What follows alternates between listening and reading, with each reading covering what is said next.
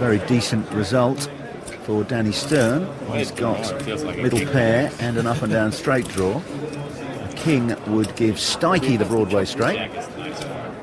And the turn is an ace of diamonds, so Stern has the nuts. And Stikey now looking for a king to chop. King for the crowd. Any of those left in the deck. The river, a seven of diamonds. So Stern wins the hand. Lady Luck certainly favouring the young American at the moment.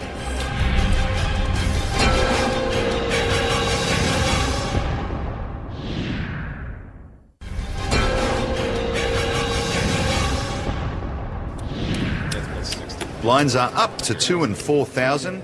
Our players receive 100,000 in chips for $100,000 in cash to enter the tournament. Action around to David Eldar. Folds, as does David Stikey.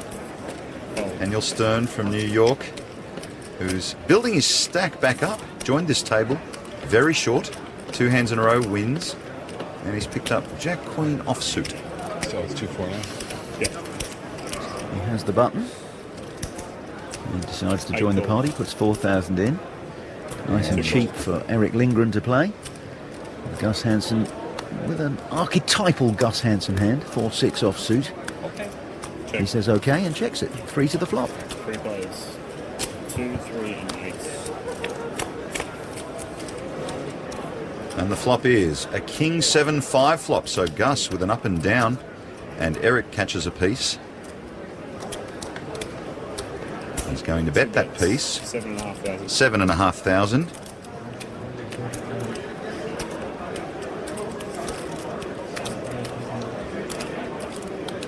Gus, of course, winning the Aussie Millions main event in 2007. 8 volts. Makes the call. Mr. Stern gets out of the way. The turn. A 6 of spades. So Gus catching his 6 now with an up and down straight draw. Eric checks. 2 small pairs, and Gus says, let's see a river. The river, a 2 of hearts. So Eric Lindgren ahead with his 7s. Neither player would feel really confident here. 2 checks. Thus Eric checks. Now it's over to Gus. Once again animated.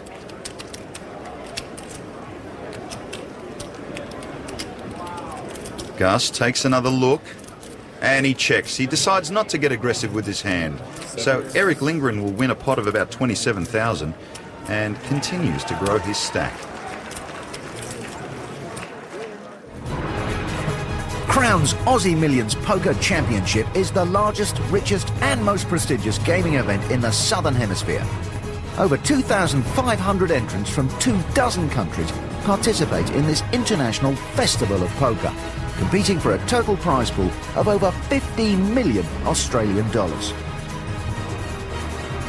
Begun in 1998, the championship now includes over 20 tournaments, culminating in the 10,000 Australian dollar no-limit hold'em main event.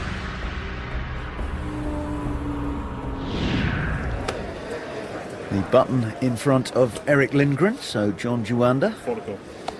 He's going to act first. He's got rags and gets rid of them. David Elder. 5 folds. 6 folds. Slam dunking his rubbish into the middle. David Stikey, short stacked and all in, only had 7,500 chips left, and those blinds marching relentlessly round the table. He's decided that suited connectors are good enough to be his Alamo at this table. Would be pretty good, except Danny Stern is sitting next to him with pocket 10s. No doubt Stern would want to re-raise here to isolate. He does that, makes it 12,000. 12,000. Eric with ace-4 offsuit. And he eventually lets it go. As does Gus. Jeff Lissandro gets out of the way. Back round to David Stikey and Daniel Stern. So Stikey's really going to need to get lucky here. The former champion of this event, trying to stay alive, is going to need a lot of luck on this flop. And here is the flop. It is 10-10-3. So Daniel Stern has flopped. The former champ dead. Unfortunately, David Stikey has absolutely no outs as Daniel Stern flops quads on him. And that's one way to exit the stage. We are now down to 20 players. poker player described as an enigma by many. You were the defending champion in this 100,000 event last year. What happened today? Yeah, I'm out, so I'm no longer the defending champion. There'll be a new one this year. I understand you're also the top cash money winner in China. That's correct, yeah. Actually, in Asia, except there is a guy in India who's actually got more than me that I found. So if you had to describe your style of play, what would it be? Calculated aggression.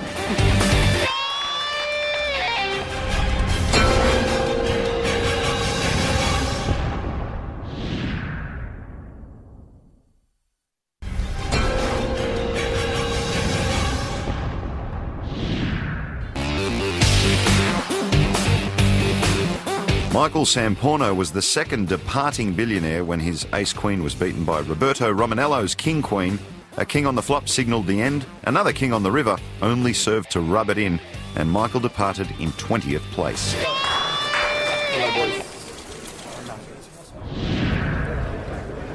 Back to the action. The button is on Gus Hansen, and the action on Daniel Stern from New York. He folds round to Eric Lindgren with 5-6 of diamonds. And he folds. Gus with ace-8 offsuit on the button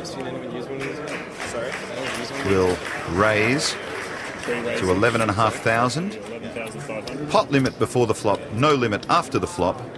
Action round to John Juwanda with King-Jack offsuit. Juwanda's been fairly quiet so far, but these two cards good enough against an aggressive player like Gus Hansen, who could have anything. And he decides to take a flop. Two of the greatest players in the world about to do battle with these three cards, and it favours Juwanda. Flop, King 8-3. Of course, Gus has position. How's Juwanda going to play this? He checks. Gus with middle pair and a decent kicker. Checks as well. The turn, a 9 of spades. This time, Juwanda looking to fire something into the pot. Seat 5 bets, 19,000. 19,000 is the bet. Gus leans across the table, takes a look at Juwanda's stack size.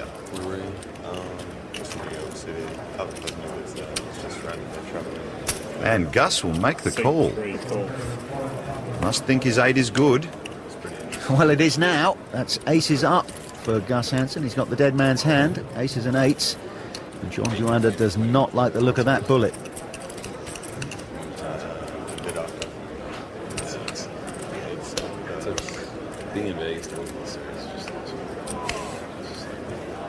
Juwanda thinking long and hard about betting here.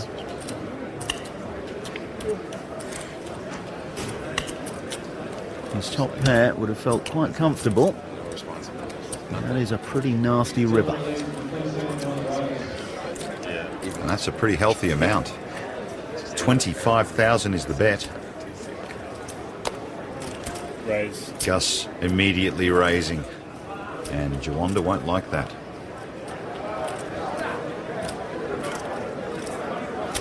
That has put him to a very sticky decision because he's invested about half his stack already. And if he gets this wrong, he's out of the tournament. And there's added pressure here, isn't there, Paul? 30 seconds to act for each player. They get 2 additional time buttons, but of course, when you put time constraints into poker, it just raises the pressure even more. Yes, I'm sure he'd love to go into the tank for a few minutes here. He does not have that luxury in this format. Continues to count out his chips. He knows the size of the pot is huge. Wouldn't cost him a lot, 27 more behind. Pot size about 140. He's getting enormous odds to call here, but he's got to be right, otherwise he's out. If he makes the hero call and wins, he's right back in this. If he passes, well, he's alive, but he is crippled. A minnow, surrounded by sharks. John Juwanda throws his time button in, so he's bought another 30 seconds with that time button. Each player gets 2 of those. Still walking through the hand. This is one of the world's greatest players, and you can see the tension and the confusion.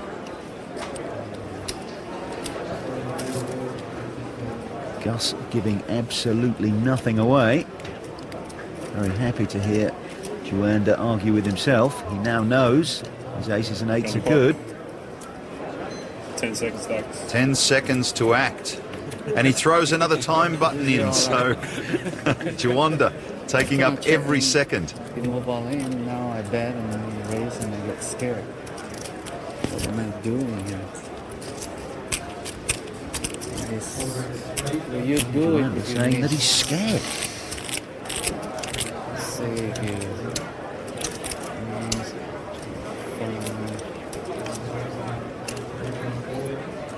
I don't think you do.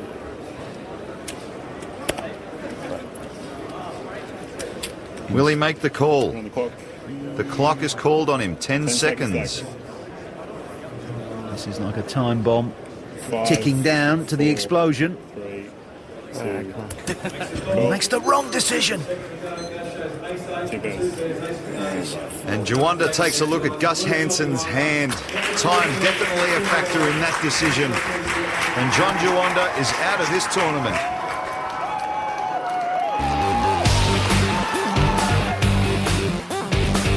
Big expectations on you because you are such a successful player. What happened today? First of all, there are a lot of top players, so you have to gamble a little bit more. Oh, well. So looking at the table, who looks like they're playing well? Gus Hansen busted me, and he also busted Eric Seidel, I believe, so he's got a lot of chips now. He's probably the favorite now.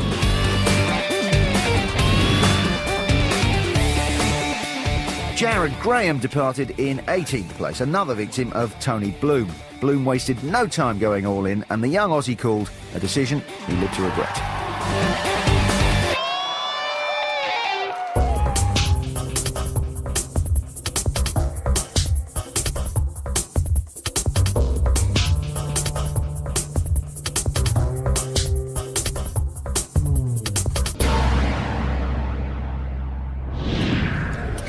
Blinds still 2 and 4. We're 5-handed after the exit of John Juanda.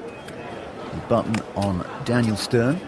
Action on Jeff Lissandro, who's got suited connectors.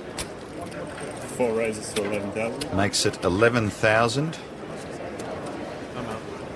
Remember, it's pot limit before the flop. That's slightly under the pot, but good enough to get rid of David Elder and Daniel Stern. Round to Gus Hansen. 8-10 offsuit in the big blind, so he'll be out of position if he calls. But that, of course, means nothing to a player of Gustav's calibre. Well, he's well ahead in this hand. He's got Jeff dominated. The flop, 10-7-3. 2 clubs. A pair for Lissandro, but a bigger pair for Hansen. Gus to act first.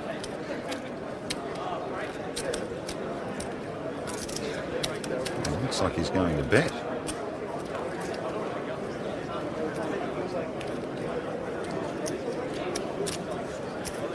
Bet. 16,000. 16,000 is the amount. Asking the question of Jeff Lissandro, and he answers by moving his chips in. Well, Lissandro had no choice there.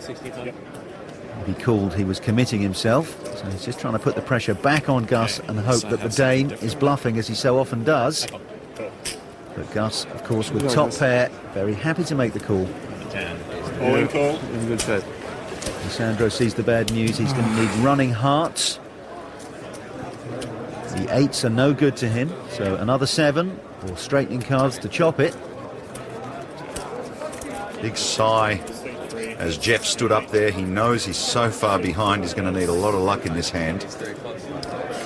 Jeff Lissandro, a local, turned Player of the Year. 3 WSOP bracelets last year. Here trying to stay alive in this $100,000 buy-in. All that jewellery will count for nothing unless he hits the turn, and that gives him a chance of a chop. Well, he has more outs now. A 6 or a jack, and they would be sharing this one. But the river is a 9 of spades, and we will lose Jeff Lissandro from the $100,000 buy-in tournament.